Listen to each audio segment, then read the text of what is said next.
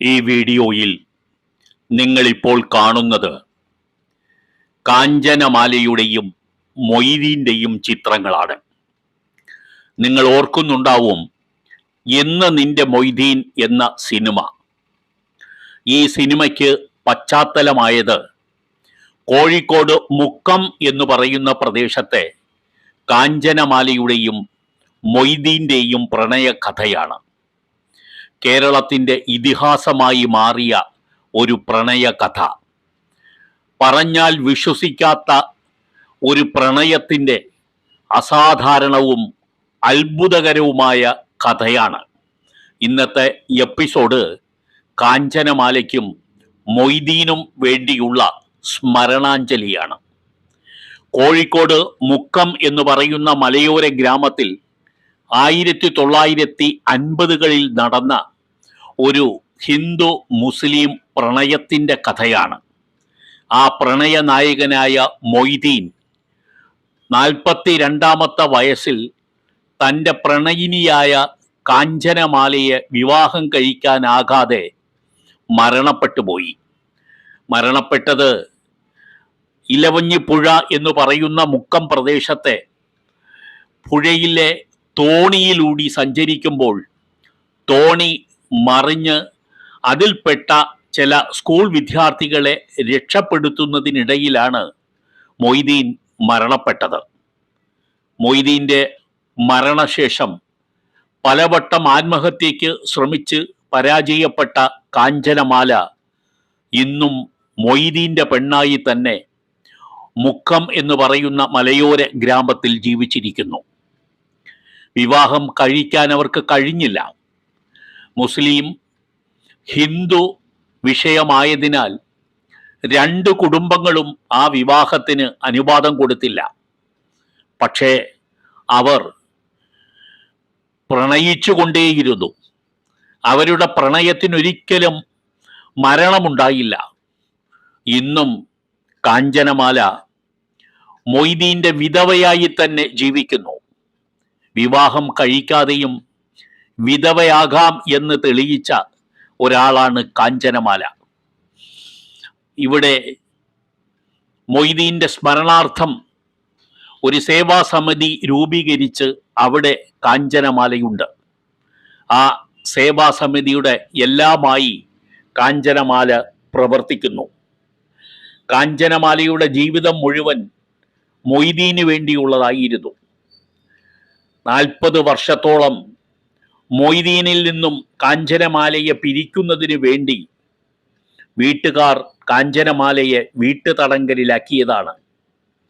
എന്നിട്ടും കാഞ്ചനമാല മൊയ്തീനെ വിട്ടുപോയില്ല. ഇതാണ് കാഞ്ചനമാലയുടെ കുടുംബ വീട്. ഈ കുടുംബ വീട്ടിലാണ് കാഞ്ചനമാല തടവിലായതും. ഈ വീട്ടിൽ തടവുമുറിയിൽ ഇരുന്നു കൊണ്ടും അവർ പരസ്പരം സ്നേഹിച്ചത് അവർക്ക് മാത്രം അറിയുന്ന ഒരു പ്രത്യേക ലിപി ഉണ്ടാക്കി കത്തുകൾ കൈമാറിയാണ്. എല്ലാ തടസ്സങ്ങളും ഉണ്ടായിട്ടും വീട്ടുതടങ്കലിലായിട്ടും പരസ്പരം കാണാതായിട്ടും അവർ 40 വർഷത്തോളം പ്രണയം പങ്കുവച്ച് തന്നെ ജീവിച്ചു എന്നുള്ളതാണ്. 44ാമത്തെ വയസ്സിലാണ് മൊയ്തീനെ ഇലവഞ്ഞിപ്പുഴ കൂട്ടിക്കൊണ്ടുപോയത്. ആ ഇരുവഴിഞ്ഞിപ്പുഴയുടെ തീരത്ത് ഇപ്പോഴും മൊയ്തീന് വേണ്ടിയുള്ള ഒരു പാർക്ക് മുക്കം മുനിസിപ്പാലിറ്റി നിർമ്മിച്ചിട്ടുണ്ട്. ഇതാണ് മൊയ്തീൻ്റെ പേരിൽ കാഞ്ചനമാല നടത്തുന്ന സേവാസമിതി. ഇവിടെ യുവാക്കൾക്ക് ട്രെയിനിങ് കൊടുക്കുന്നുണ്ട്. Skill development training, public service commission examination training, അതുപോലെ സ്റ്റാഫ് സെലക്ഷൻ, UPSC എക്സാമിനേഷന് വേണ്ടിയുള്ള ട്രെയിനിങ് എല്ലാം ഇവിടെ നടത്തുന്നുണ്ട്. BP മൊയ്തീൻ സേവാ മന്ദിർ മുക്കം എന്നാണ് ഈ സ്ഥാപനത്തിൻ്റെ പേര്. ചലച്ചിത്ര താരം ദിലീപാണ് ഈ സ്ഥാപനം ഉദ്ഘാടനം ചെയ്തത്. കാഞ്ചനമാലയുടെ പ്രണയത്തിനെ അംഗീകരിച്ചത് കാഞ്ചനമാലയുടെ പ്രിയപ്പെട്ട കാമുകനായിരുന്ന മൊയ്തീൻ്റെ ഉമ്മ ഫാത്തിമ മാത്രമായിരുന്നു. പിന്നെ മൊയ്തീൻ്റെ കുറേ സുഹൃത്തുക്കളും. മൊയ്തീൻ്റെ പിതാവ് BP ഉണ്ണി മൊയ്തീൻ സാഹിബ് മുക്കത്തെ ഏറ്റവും വലിയ ധനാഢ്യനാണ്, രാഷ്ട്രീയ പ്രമുഖനാണ്, പഞ്ചായത്ത് പ്രസിഡന്റാണ്. തൻ്റെ സുഹൃത്തു കൂടിയായ കൊറ്റങ്ങൽ അച്യുതൻ്റെ മകളായ കാഞ്ചനമാലയെ മൊയ്തീൻ പ്രണയിക്കുന്നത് ഈ ഉണ്ണി മൊയ്തീൻ സാഹിബിന് ഒരിക്കലും സങ്കല്പിക്കാൻ പോലും കഴിയാത്ത കാര്യമായിരുന്നു. മകനെ കത്തി കൊണ്ട് കുത്തി മുറിവേൽപ്പിക്കുന്നിടം വരെ ആ വിഷയം മുക്കത്ത് വളർന്നു.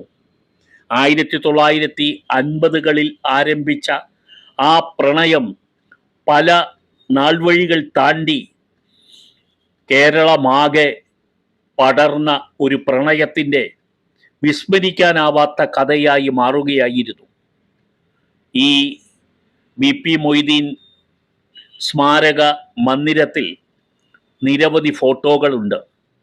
ഇതാണ് കാഞ്ചനമാല. മൊയ്തീൻ്റെ ചിത്രത്തിന് മുൻപിൽ ഇരുന്നു കൊണ്ട് മാത്രമേ കാഞ്ചനമാലയെ നമുക്ക് കാണാൻ കഴിയൂ. എവിടെ നോക്കിയാലും മൊയ്തീനെ കാണും വിധത്തിൽ നിരവധി ചിത്രങ്ങൾ അവിടെ പതിച്ചിട്ടുണ്ട്. ആ ചിത്രങ്ങൾക്ക് നടുവിൽ മൊയ്തീൻ്റെ മാതാവ് ഫാത്തിമയുടെ ചിത്രവും കാഞ്ചനമാല സൂക്ഷിച്ചു വച്ചിട്ടുണ്ട്. കാഞ്ചനമാല അതിസുന്ദരിയായ ഒരു യുവതിയായിരുന്നു അന്ന്. ആ സൗന്ദര്യത്തിന് ഇന്നും ഉടമ്പ് വന്നിട്ടില്ല. ഇതെല്ലാം മൊയ്തീൻ്റെ സ്മരണ ചിത്രങ്ങളാണ്.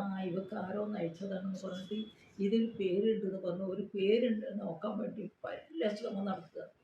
മൊയ്തീൻ എന്നുള്ള പേര് ഓരോ മനസ്സിലുണ്ടല്ലോ. അപ്പോൾ മോഹൻ കേട്ടോ, മോഹൻ, മനോജ്, അങ്ങനെ ഓരോ പേര് കണ്ടുപിടിക്കുകയായിരുന്നു നോക്കുക. അപ്പം എനിക്കത് കണ്ടപ്പോൾ മനസ്സിലായി. എമ്മും കണ്ട് OI ഒക്കെ കണ്ടപ്പോൾ എനിക്ക് മനസ്സിലായി. ഞാൻ വേണ്ടിയില്ല. മൊയ്തീൻ ആദ്യമായി അയച്ച പ്രണയലേഖനത്തിനെ കുറിച്ചിട്ടുള്ള ഓർമ്മകളാണ് കാഞ്ചനമാല പങ്കുവെക്കുന്നത്. അത് ഒരു പ്രണയലേഖനമായിരുന്നില്ല. ആ മൊയ്തീൻ കൊടുത്ത് അയച്ച ഒരു വാരികയിൽ ചില വാക്കുകൾക്ക് താഴെ മഷി കൊണ്ട് അടയാളമിട്ടിരുന്നു. ആ അടയാളത്തിലൂടെയാണ് കാഞ്ചനമാല ആദ്യകാലത്ത് മൊയ്തീന്റെ പ്രണയം വായിച്ചറിഞ്ഞത്. എനിക്കൊരു ഡൗട്ട്, നാളെയും കൂടെ നോക്കട്ടെ. മൂന്നാമത്തെ ദിവസം അമ്മയെ പത്രം എവിടെയെന്ന് വെച്ച്, എന്താ പത്രം എവിടെയെന്ന്. അപ്പം പറഞ്ഞ് രവീന്ദ്രൻ പറഞ്ഞു ഇനി പത്രം വരുത്തണം. എന്താ കാരണം എന്നറിയാം, മൊയ്തീന്റെ പലതാണ് പത്രത്തിൽ വരിക. മൊയ്തീൻ ഇങ്ങനെ ഓരോരോ ആർട്ടിക്കിളായിട്ട് മൊയ്തീന്റെ സീത എന്ന് പറഞ്ഞാൽ കുരങ്ങ്, കണ്ടനായന്റെ തലേന്ന് പേരെടുക്കുന്നത്, അങ്ങനെ ഓരോന്നും മൊയ്തീന്റെ ഇപ്പൊ ഏട്ടന് ദേഷ്യം പിടിച്ചു. ഞാൻ വായിക്കുകയാണല്ലോ, അപ്പം പത്രം അപ്പൊ ഞാൻ എന്താ പറയാ, നിർത്തിയത് വെച്ച് നിർത്തി. എന്നാലേ അപ്പൊ അത് ശബ്ദഗതിയില്ല, ഒരൊറ്റ കൂക്കെടുക്കുക, ഒറ്റ ഓട്ടം കൂട്ടുന്നു. അപ്പൊ അമ്മയ്ക്കുള്ള സ്വഭാവം വെച്ചാൽ എടീന്ന് പോലും കുട്ടികളെ വിളിക്കില്ല. കാരണം ചീത്ത വാക്കാണ്. അച്ഛന് ഒരു നായന്റെ മോളൊക്കെ ഉണ്ട്, അത് അമ്മ ചീത്ത പറയില്ല അച്ഛനെ, അങ്ങനെ വിളിക്കില്ല കുട്ടികളെ അങ്ങനെ. അപ്പൊ ഒരു അമ്മയ്ക്ക് അറിയാത്ത തെറിയില്ലെന്ന് അപ്പൊ ഞാൻ മനസ്സിലാക്കി. ഇതാണ് കാഞ്ചനമാലയുടെ കുടുംബ വീട്. ഈ വീട്ടിലാണ് മൊയ്തീനെ പ്രേമിച്ചതുകൊണ്ട് കാഞ്ചനമാലയുടെ വീട്ടുകാർ കാഞ്ചനമാലയെ 28 വർഷത്തോളം തടവിലാക്കിയത്. എന്നിട്ടും പിൻവാങ്ങാതെ കാഞ്ചനമാല മൊയ്തീനെ മാത്രം സ്നേഹിച്ചു. അവർ തമ്മിൽ കത്തിടപാടുകൾക്ക് സ്വന്തമായ ഒരു ലിപി തന്നെ അവർ രണ്ടുപേരും കണ്ടുപിടിച്ചു എന്ന് പറഞ്ഞാൽ അതും പ്രണയത്തിൻ്റെ മറ്റൊരു അത്ഭുതമാണ്. സ്വന്തമായി പ്രണയ ലേഖനങ്ങൾ എഴുതാൻ വേണ്ടി ഒരു ലിപി തന്നെ കണ്ടെത്തിയ പ്രണയിതാക്കളായിരുന്നു അവർ രണ്ടുപേരും. പ്രണയതാന്ന് ഞാൻ പറഞ്ഞില്ലേ, ബസ് കണ്ടിട്ട് കണ്ണാടി കണ്ടിട്ട് അത് ഇഷ്ടപ്പെടാൻ ഒരു കാരണം വേണ്ട, ഏതോ ഒരു അദൃശ്യ കൈകളാണ് അത് നമ്മളെ. കാരണം പ്രണയത്തിന് അത്ര എതിരായിരുന്നു ഞാൻ, ഓരോരുത്തരെ ചതിച്ചു പോണ കഥ കേട്ടിട്ട്.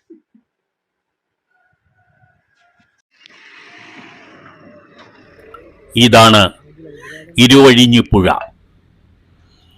മുക്കം ജംഗ്ഷന് സമീപമുള്ള ഇരുവഴിഞ്ഞിപ്പുഴയാണ് മൊയ്തീനെ മരണത്തിലേക്ക് കൂട്ടിക്കൊണ്ടുപോയത്. തോണിയിൽ കയറിയ മൊയ്തീൻ കാറ്റും മഴയും കാരണം തോണി മറിഞ്ഞപ്പോൾ അതിലുണ്ടായിരുന്ന സ്കൂൾ കുട്ടികളെ രക്ഷപ്പെടുത്താൻ വേണ്ടിയാണ് എടുത്തു ചാടിയതും അവരെ രക്ഷപ്പെടുത്തിയ ശേഷം മരണം മൊയ്തീനെ കവർന്നെടുത്തതും. 4 ദിവസം കഴിഞ്ഞാണ് ശവശരീരം കിട്ടിയത്. കണ്ണുകൾ മത്സ്യങ്ങൾ കൊത്തിയെടുത്തിരുന്നു. ആ ഒറ്റ കാരണത്താൽ കാഞ്ചനമാല പിന്നീട് മത്സ്യം കഴിച്ചിട്ടേയില്ല. ഇരുവഴിഞ്ഞ് പുഴയുടെ ഈ തീരങ്ങളിൽ എവിടെയോ മറഞ്ഞുപോയ തൻ്റെ പ്രിയതമൻ്റെ ഓർമ്മകൾക്ക് മുമ്പിൽ ഇന്നും കാഞ്ചനമാല കാതോർത്തിരിക്കുന്നു. ഇത് ആ പഞ്ചായത്തിലെ ഒരു പ്രധാന വ്യക്തി അന്നത്തെ ദിവസം ഓർത്തെടുക്കുകയാണ്.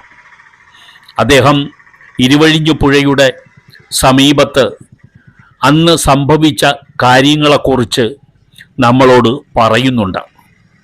ഇരുവഴിഞ്ഞു പുഴയുടെ ഈ ഭാഗത്ത് അന്ന് ശരിക്കും ഒരു പാലമില്ലായിരുന്നു. ഇരുവഴിഞ്ഞു പുഴയുടെ അക്കരെ ഇക്കരെ പോകാൻ തോണി മാത്രമായിരുന്നു അഭയം. അങ്ങനെ ഒരു തോണിയിൽ രാവിലെ സഞ്ചരിക്കുമ്പോഴാണ് ആ അപകടം ഉണ്ടായത്. ഒരു ഇടവപ്പാതി മഴ തോരാതെ പെയ്തുകൊണ്ടിരുന്ന ഒരു ദിവസമായിരുന്നു. അതൊരു ജൂലൈ മാസമായിരുന്നു. ശരിക്കും 44-ാമത്തെ വയസ്സിൽ മൊയ്തീനെ കൂട്ടിക്കൊണ്ട് പോയത്. ഇതാണ് ആ പുസ്തകം. മൊയ്തീനും കാഞ്ചനമാലയും തമ്മിൽ കൈമാറിയ ലിപികൾ ഈ വരികളായി ജനിച്ചപ്പോൾ അതെല്ലാം കാഞ്ചനമാല സൂക്ഷിച്ച് വച്ചിട്ടുണ്ട്. അന്ന് രാവിലെ എല്ലാവരും സ്കൂളിലൊക്കെ പോകുന്ന ഒരു സമയമാണ്, മഴക്കാലത്താണ്, വെള്ളപ്പൊക്കത്തിന്റെ സമയമാണ്. അപ്പൊ ഒരു തോണിയിൽ ഒരുപാട് പേരുണ്ട്. അപ്പൊ എല്ലാരും ഈ ബസ്സിന് വേണ്ടിയിട്ട് അക്കരെ കിടക്കുന്ന സമയം കണക്കാക്കി പോകുന്ന സമയത്ത് തോണി ഇക്കരയൊക്കെ എത്തുന്നതിന്റെ മുമ്പേ തോണി മറിഞ്ഞു പോയിട്ടുണ്ട്. അതില് സ്ത്രീകളും കുട്ടികളൊക്കെ ആയിട്ട് ഒരുപാട് പേരുണ്ടായിരുന്നു. കുറെ പേര് നീന്തി രക്ഷപ്പെട്ടു. അതില് ഒരു ചെറിയ കുട്ടി ഉണ്ടായിരുന്നു. ബി.പി. മൊയ്തീനെ അന്ന് ആ തോണിയിൽ ഉണ്ടായിരുന്നു.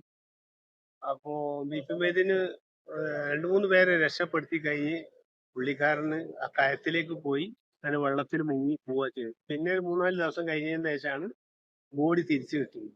അന്ന് എൻ്റെ ഒരു ചെറിയ പ്രായമാണ്, ഞാനിവിടെ സ്ഥലത്തില്ല, എന്നാലും ഓർമ്മകളുണ്ട്. തോണി ഇവിടുന്ന് നേരെ മേലോട്ട് വിട്ടിട്ട് ഇങ്ങനെ കീഴ്പോട്ട് ഇങ്ങനെ വെക്കുക. അന്ന് ഇവിടെ ആയിരുന്നു കടവ്, ഇവിടെ ആയിരുന്നു കയറി പോകുന്ന സ്ഥലം, പാർക്ക് ഉണ്ടായിരുന്ന സ്ഥലം. ഇവിടുന്ന് ഇങ്ങനെ അങ്ങ് കയറി പോലെ. പിന്നെ അത് മണലുമായിരുന്നൊക്കെ ഏരിയൊക്കെ ആയി.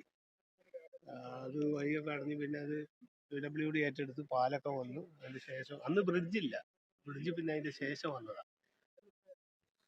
ഒരു വല്ലാത്തൊരു സംഭവമായിരുന്നു അത്. അന്ന് നല്ലൊരു മഴക്കാലം വെള്ളപ്പൊക്കമൊക്കെ ഉണ്ടായിക്കൊണ്ടിരുന്ന ഒരു സമയത്താണ്. റോഡൊന്നും മുങ്ങിയില്ല, വെള്ളം കയറിക്കൊണ്ടിരിക്കുന്ന ഒരു സമയം അത്. ഒരുപാട് ആളുകള് രക്ഷപ്പെട്ടു, കുറച്ച് ആളുകൾ മരിച്ചുപോയി. ബി.പി. മൊയ്തീന് അവരെ കുടുംബക്കാരൻ ഒരാൾ ഹുസൻ എന്ന് പറഞ്ഞ ഒരാളുണ്ടായിരുന്നു. പുള്ളി ഈ 2 പേരാണ് മരിച്ചുപോയത്. പിന്നെ ഒരു ചെറിയ ഒരു കൊച്ചും മരിച്ചിട്ടുണ്ട്. കൊച്ചിന്റെ മൃതദേഹം പിന്നെ കിട്ടിയിട്ടില്ല. അത് എവിടെ പോയി, ആ ചെറിയ പ്രായമായതുകൊണ്ട് അന്നത്തെ കാലത്ത് മീനൊക്കെ കൊത്തുന്നു പോയോ എവിടെ കുടുങ്ങിപ്പോയോ എന്ന് പറയാൻ പറ്റും. അതിന്റെ ഒരു സ്മാരകമായിട്ടാണ് ഈ മുക്കം ബി.പി. മൊയ്തീൻ പാർക്ക് ഇവിടെ ഉണ്ടാക്കിയത്. ഇപ്പൊ മുനിസിപ്പാലിറ്റിന്റെ കീഴിലാണ്. ഡെഡ് ബോഡി കിട്ടിയത് കുറെ താഴെ നിന്നാണ്, ചാലിയാർ പോയെന്നാ കിട്ടിയത്, ഇവിടെ നിന്നൊന്നുമല്ല. അതാ ബോഡി കിട്ടുന്നത് ഭയങ്കരമായ തെരച്ചിൽ ചെയ്ത് രാവിലെ രാത്രി കഴിച്ച് ആ ബോഡി കിട്ടുന്ന ഒരു 4-5 ദിവസം കഴിഞ്ഞതിന് ശേഷമാണ്. 52 വാർഡ് കൗൺസിലർ ഇങ്ങനെ പറയുന്നു മൊയ്തീനെ കുറിച്ച്. ഇവിടെ തെയ്യത്തുംകടവ് ഭാഗത്ത് തോണി അപകടം ഉണ്ട്. ഒരുപാട് പേര് മരിച്ചു പോയിട്ടുണ്ട് എന്നൊക്കെയുള്ള ഒരു വിളി. അപ്പോൾ ഉടുത്ത തോർത്തുമുണ്ടിൽ ഓടി ഈ വയസ്സരിലൂടെ തന്നെ ഓടി വന്നിട്ടാണ് ഇവിടുത്തെ ജനക്കൂട്ടം കാണുന്നതും ആളുകളെ രക്ഷപ്പെടുത്തുന്നത് കാണുന്നതൊക്കെ. പിന്നീട് കുറേയും കൂടിയൊക്കെ അന്ന് 3 പേരാണ് മരണപ്പെട്ടത്. അതൊക്കെ പിന്നെ അന്ന് വൈകുന്നേരവും രാത്രിയൊക്കെ ആയതാണ് വിവരം അറിയുന്നത്. പിന്നെ ഈ കാഞ്ചന മൊയ്തീൻ്റെ മയ്യത്ത് നമസ്കാരത്തിന് വരെ കൊടിയത്തൂർ അക്കരെ കടന്നു പോയിട്ട് ഒക്കെ പങ്കെടുത്തിരുന്നു. 3-ാം ദിവസമൊക്കെ കഴിഞ്ഞതിന് ശേഷമാണ് ഈ മയ്യത്തൊക്കെ കിട്ടിയിരുന്നത്. ഏതായാലും പിന്നെ അത് ഓർമ്മ ആവുകയും അതിൻ്റെ പേരിൽ പാട്ടും കാര്യങ്ങളൊക്കെ ഞങ്ങളെ ചെറുപ്പക്കാലം സ്കൂൾ പ്രായത്തിലൊക്കെ ഇത് വലിയ പാട്ടും ദുഃഖസാന്ദ്രമായ അന്തരീക്ഷത്തിലും കാര്യങ്ങളൊക്കെ മുന്നോട്ട് പോയിക്കൊണ്ടിരിക്കുന്ന സംഗതിയാണ്. ഏറ്റവും അവസാനം സിനിമയും കാര്യങ്ങളൊക്കെ വന്നതിന് ശേഷമാണ് ഇതിൻ്റെ യഥാർത്ഥമായൊരു പിക്ചറും കാര്യങ്ങളൊക്കെ മുമ്പിൽ കാണുന്നത്. ഏതായാലും ഈ പ്രദേശം ഞങ്ങൾ ആ അർത്ഥത്തിൽ കാണുകയും സൂക്ഷിക്കുകയും കഴിഞ്ഞ മുനിസിപ്പാലിറ്റി ഞാൻ മെമ്പറായിരിക്കുന്ന സമയത്താണ് ഇവിടെ ചെറിയൊരു പാർക്ക് അതുമായി ബന്ധപ്പെട്ട് ഉണ്ടാക്കിയെടുത്തത്. പിന്നെ ഇപ്പോൾ ഒരു 50,000 രൂപയുടെ ഒരു പ്ലാന് മൊത്തം പ്രൈവറ്റായിട്ട് നമ്മൾ ഉണ്ടാക്കിയിട്ടുണ്ട്. ഈ സ്ട്രീറ്റിന് മൊയ്തീൻ സ്ട്രീറ്റ് എന്ന് പേര് കൊടുക്കുകയും ഇവിടെ ബെഞ്ചുകളും കാര്യങ്ങളൊക്കെ വെച്ച് ഇരിക്കാനും മറ്റുള്ള സൗകര്യം ഈ പാർക്ക് തന്നെ അങ്ങോട്ട് വികസിപ്പിച്ചിട്ട് അവിടെ വിശാലമായ സ്ഥലമുണ്ട്.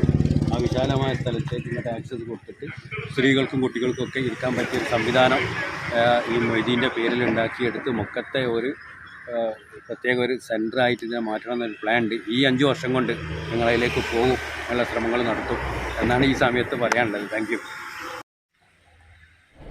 മൊയ്തീൻ്റെ ഓർമ്മയ്ക്കായി ആ പുഴയുടെ സമീപത്തായി ഒരു സ്മാരകം ഉയർന്നിട്ടുണ്ട്.